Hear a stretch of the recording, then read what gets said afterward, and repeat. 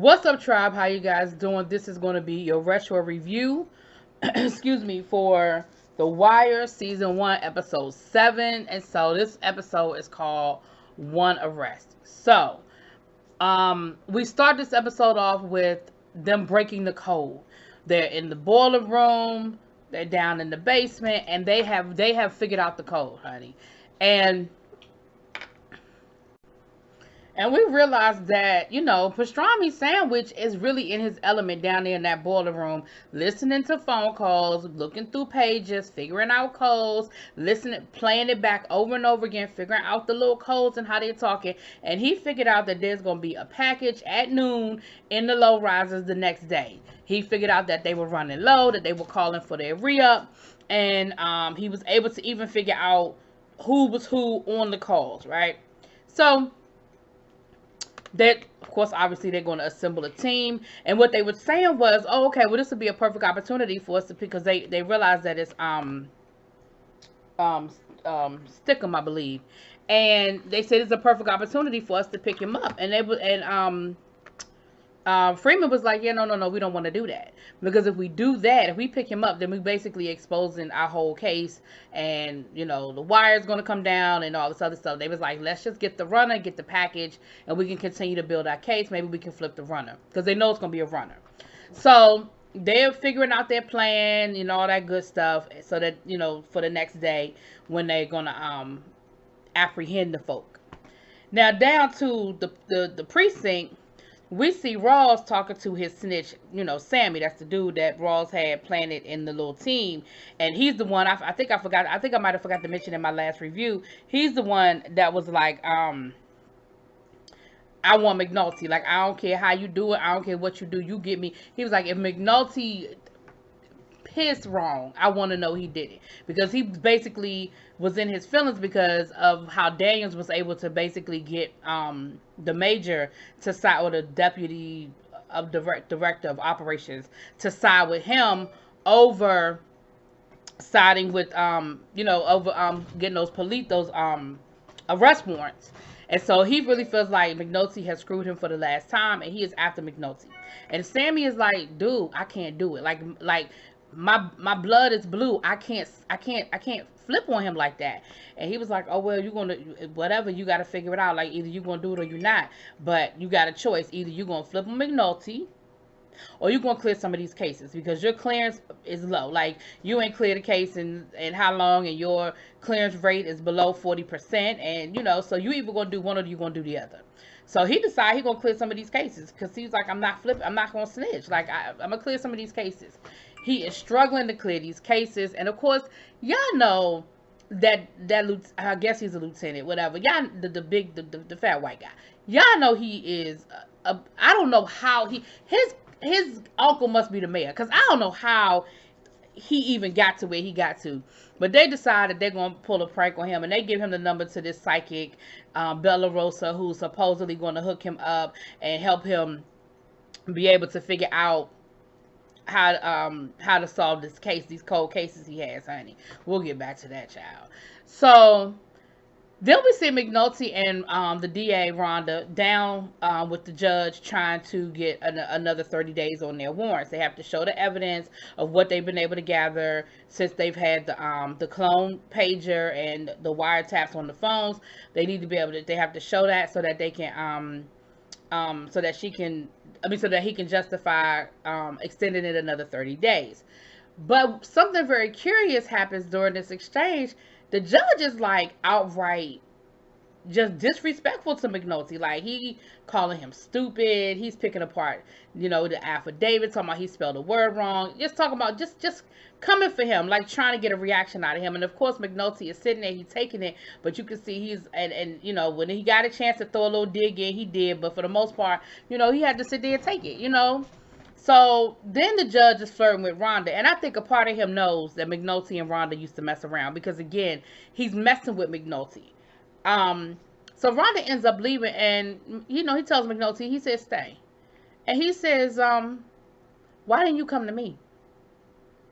He's like, what you mean, why didn't I come to you? He said, if you needed, help with the warrants not going through, why didn't you come to me? He said, because the last time I came to you, you burnt me by going to the newspaper. I couldn't take that chance again. Like, and so the judge is in his feelings because I guess he feel like McNulty is icing him out. And then, so y'all know how men get. They want to see who's what is bigger, child. So that's what that whole thing was. But McNulty really can't afford to alienate the judge because the judge really does have his back, and the judge really has been looking out for McNulty. So he really can't afford to alienate him too much. But I do think a part of McNulty was like, like, dude, like, you really doing the most right now. Now, in the meantime, they down to the low risers, and they about to they about to put their plan in action. So they roll up behind Stinkum, whatever. They were able to get, they close enough to get the tag number, and they really could have pulled him over. Of course, he starts running. They end up going on the chase. He ends up letting the runner out, and instead of them chasing Stickum, they chased the runner. Because again, they had already discussed it that they were going to let Stickum go because, again, they can get to him later. They get to him later. So they chasing all through the low rises, honey. And of course, Bodie, Pooh, and D'Angelo are sitting there. And, Bodie, he tries to help wherever he can. He knocks Hurt over, gets in his way and knocks him over. But eventually they end up catching the boy. Now, what's curious is that the runner, he has an eye patch on. We're going to get back to that in a second. He has an eye patch on. So they're able to apprehend him. And they also get the bag. So it was 4 packs. Each pack, $10,000 each. So they basically just got $40,000 worth of the drugs off of the runner, and they get the runner. So when they get back down to the boiler room and they start questioning the runner, they start talking to the runner, pastrami sandwich comes out. Him and the boy make eye contact, and the boy will not take his eyes off of pastrami, right? And he goes into Daniels, and he was like, that's him. So that's the boy who he beat, who he, knocked the eye out. And like I said, in that particular episode when it went down, that boy was not innocent. Yes, he did not deserve what happened to him. Pastrami was wrong. But at the end of the day, he was not no angel. And we see here, he still ain't no angel. Now he out here running, with Avon. So Daniels comes out. He buys him some soda and some candy bar, whatever. He gives him his card, and he was like, look, I know you've been dealt a raw deal. I feel really bad for it. I feel like that's partly our fault. He said, but at the end of the day, if you really want some help, here's my card, and I'll remember who you are. Reach out to me, and I can try to help you out. Because I do kind of feel bad about how this whole thing went down. And, of course, the old boy was like, whatever. He was like, my lawyer said I got a good case. Like, I ain't got nothing to say to you about that. And, of course, that didn't go nowhere, child.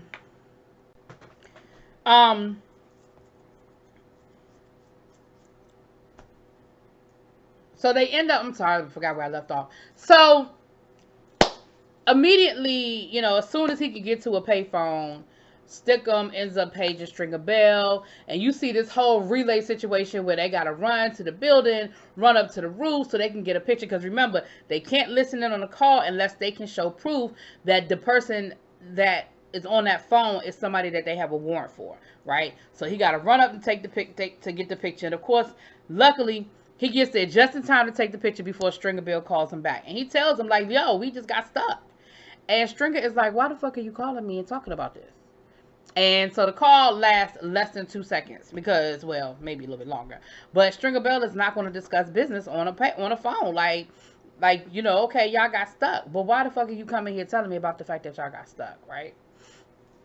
So they're able, so like I said, they got old boy, down in the, down in the boiler room. He ain't about to flip on nothing. Well, at least in that moment, he ain't flipping on nothing. Bunker McNulty are down, working the case of the Gant, the guy that got shot that testified at the trial. And they're down there working the case, and they realize that the certain apartments along that street have a bird's eye view of where Omar said the murder took place. So they end up running into a lady, and she's like, look, white man, black man, 3-piece suit, ties, like, y'all the police, right? Y'all just want to help me out, because she was struggling with her groceries in her little cart. So she lets them come into the house, and she basically tells them, she said, look, I was sitting right here. I saw it happen. This is where it happened. They were like, describe the guy. So she was able to describe them, which matched the description of Bird, the guy that Omar said did it. And it actually matched the description. Her account of what happened actually matched the description of what they said happened as well. But she could not make a definitive, like she wouldn't be able to do an ID in court because it just wasn't, she wasn't given that much information for it to be a definitive ID. But it did corroborate what Omar said happened. Because I'm be honest with y'all, I felt like Omar was going by what he heard happen because he was just so set on getting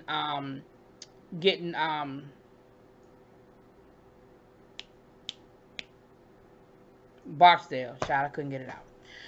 So down to the courthouse, Bubs and boy Kima to get his boy out. Yeah, I remember he got arrested, and Kima doing a favor for Bubs because Bubs has been really working with them. So Kima is able to get him out. They kicked him over to drug court. He just has to agree to go to go to some NA meetings, and he has to have regular drug tests, and they have to come back clean.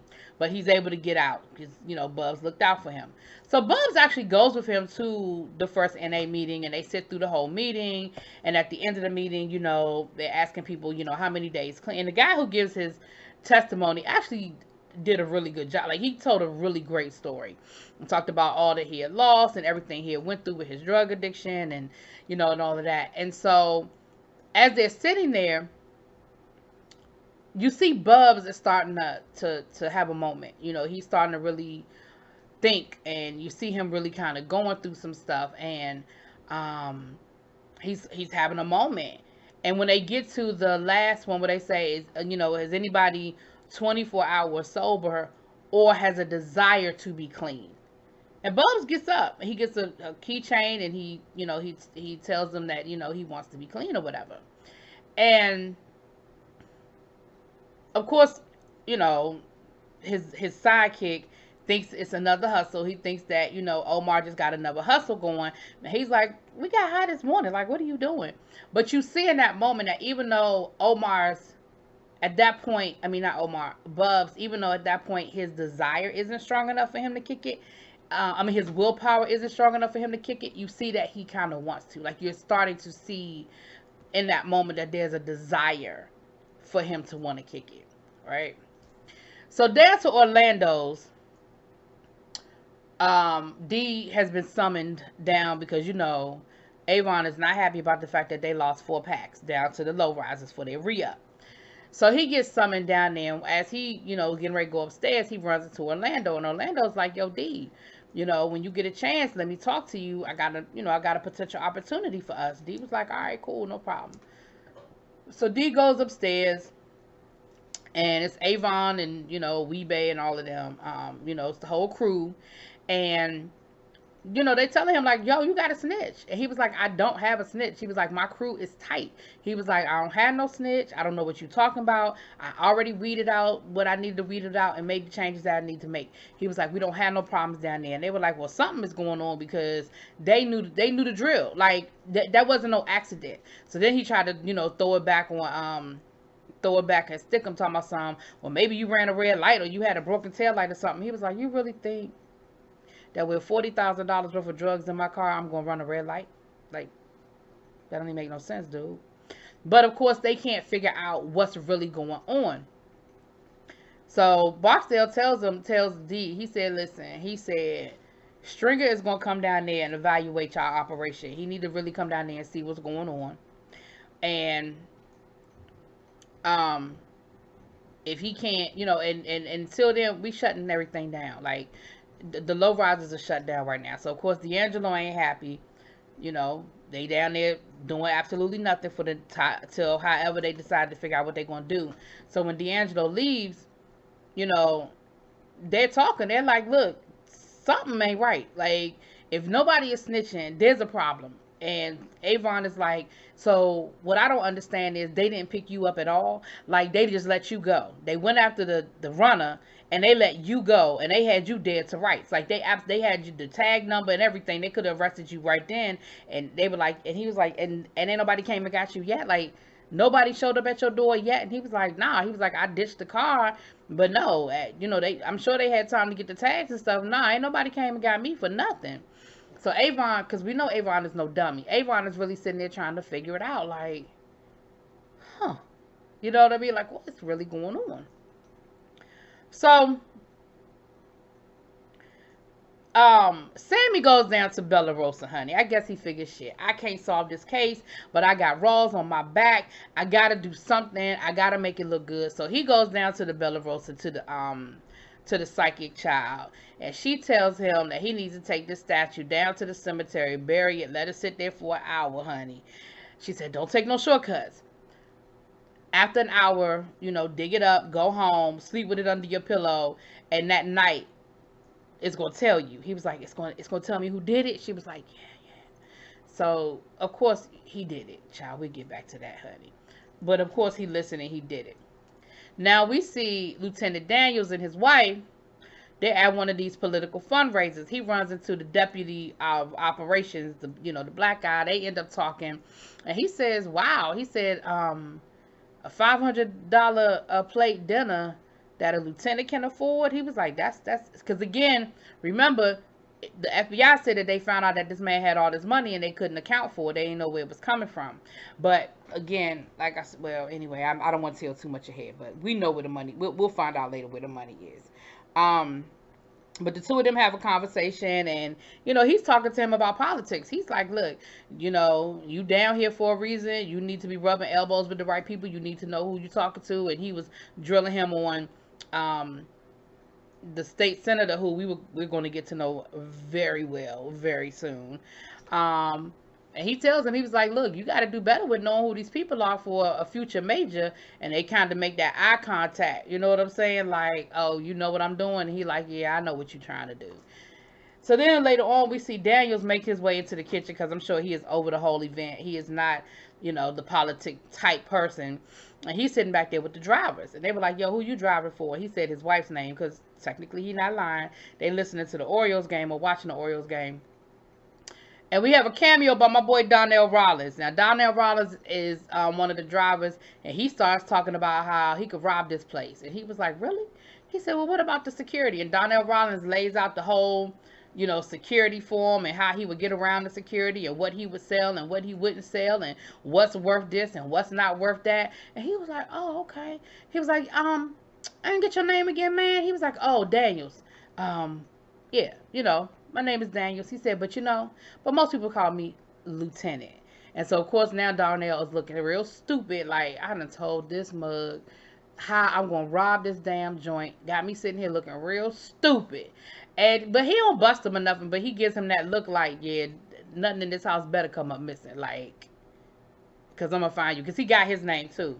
So it was that, nothing better come up missing up in this piece, So Stringer Bell and the crew, they go down to the low risers and they do their inventory. They do their due diligence to figure out what's really going on down into the low risers. And they can't really, oh, my bad. In the meantime, Michael B. Jordan is missing. They said Poot and Bodie were having a conversation about him, and they were like, yeah, he ain't been right since that Stickum boy got killed, And we see him later on. He said, yeah, he don't even come out his room half the time. And later on, we see that, he's in his room getting high. So he's really, this whole situation is really weighing on him. The fact that he was the one that snitched and that boy got killed, and the way he got killed, it just ain't making him feel good. So we see what happened to him. Then we have this moment of McNulty and Bunk drunk at the bar, child. And they get drunk a lot. But ultimately, we just see McNulty thanking Bunk for really, like never throwing him under the bus. Like, at the end of the day, I appreciate everything you've done for me, and I appreciate the fact that you have never thrown me under the bus. That's just one of those symbolic little, bonding type moments. But anyway, so Stringer Bell and them are down at the low risers trying to, they asking them questions like, how often are y'all changing the stash house? Are y'all doing this? Are y'all taking this precaution? Are y'all taking that precaution? So the only thing they can come up with is, Bodie was like, yeah, we do. He was like, what about phones? He was like, we don't use any phones. The only phones we use are the pay phones. Like, we do everything on our page and we use them pay phones. Stringer's like, yeah, rip them phones out. Because that's the only thing that they can come up with is that somebody is on the phone, like getting the information off the phone. So he said from now on, y'all gonna have to walk a couple of more blocks to get something, but y'all not gonna be able to get, y'all can't get nothing up off of here. And so they end up, ripping out the phones, ripping the phones out the payphone. And it's funny because, of course, these are the things that you saw in the hood, and you ain't always understand the reason why those types of things happen. But I remember seeing phones ripped out in certain neighborhoods, and you'll be like, oh, that's why. Okay. um, Poor Bubs is getting high. I think, again, I really think he wants to be clean, but in that moment, he just doesn't have the willpower to make it happen in that moment.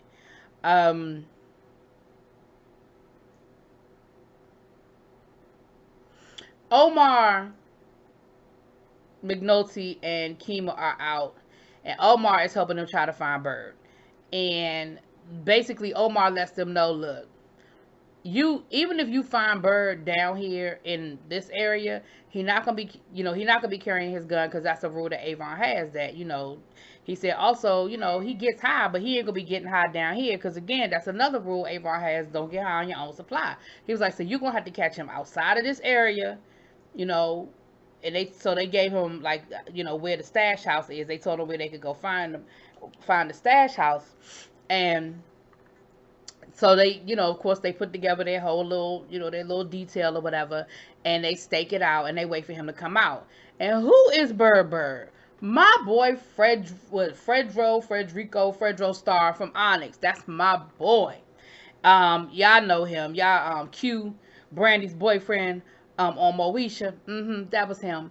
So anyway, he comes out, and Omar lets them know too. He said, oh, and when y'all do get ready to bag him, y'all better come, like, correct, because he ain't going down without a fight. So, it better just be, because it was just her and McNulty. He was like, it better be more than just the two of y'all, because that ain't gonna work. Like, it ain't going down like that.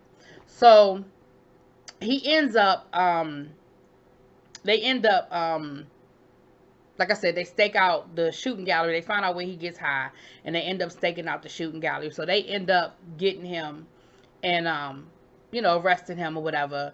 They hit him over the head with a bottle, child, because I guess they figured, look, get him before he get us. And it was Freeman that did it. Like, out of all of them, I was surprised Freeman was the one that hit that man over the head with a bottle, but he did. So they got him in the box. They got the gun. Because, again, remember, Omar said he's not stupid enough to get rid of the gun. So if y'all catch him with the gun, it's going to be the gun that killed Gant. Like, y'all are going to be able to make that connection. So while they're waiting for the ballistics report,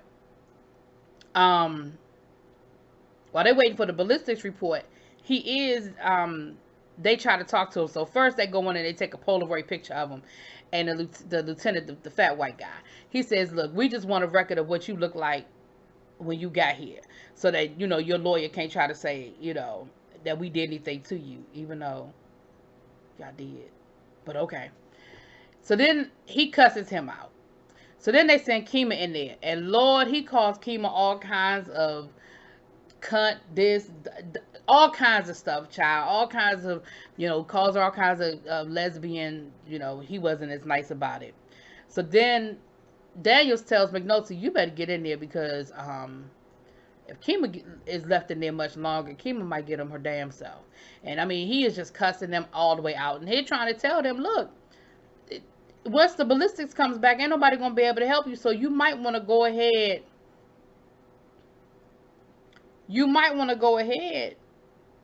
And let us know what's up now, because once ballistics comes in, I can't do nothing for you, bruh. And of course, like I said, he's cussing all of them out and, telling them to kiss all his asses. So when the ballistics report comes back and they were able to match the gun, they like, you a dead motherfucker now. And then they proceed to close the door, and Daniels comes in there with that Polaroid, honey. Daniels rips that Polaroid up, and they commence to whooping his ass. I was like, well, damn, why are they whooping this man's ass like that? So while all that is going on, they got Omar down there, and Bunk is talking to Omar, and Bunk is like, "So you my witness?" Omar was like, "Yeah, you know." So they get to talking, and Omar recognizes Bunk. He was like, "Yeah, I know you from somewhere." He was like, "Well, I used to work at this precinct." He was like, "No, no, no." He's like, before that, he said, so they come to find out they went to the same school. They went to the same high school. He was like, "Yeah, you were a little bit older than me, but I remember you played lacrosse." He was like, "Yep." He was like, "White boys ain't know what was coming when, you know, they saw me on the field with my stick." So, um, so Bunk says, "Well, you know, since you in such a good mood, you in such a, you know, sharing mood tonight," he said, "What other murders can you tell me about?" And he was like, "How far back you want me to go?" He said, "However far back you feel like going."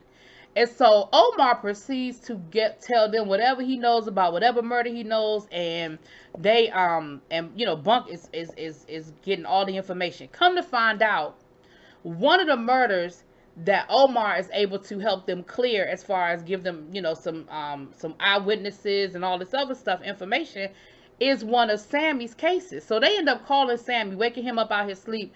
Honey, he done pulled that statue out from under his pillow, and he think that they calling him about the case that he went to, you know, Bella about. But it's not that case. It's actually one of his other cases. So he ends up coming down there, and they've cleared one of his cold cases. And so, of course, he's like, "Oh my gosh, like, I'm so appreciative. Thank you so much. Like, I can't believe y'all did this."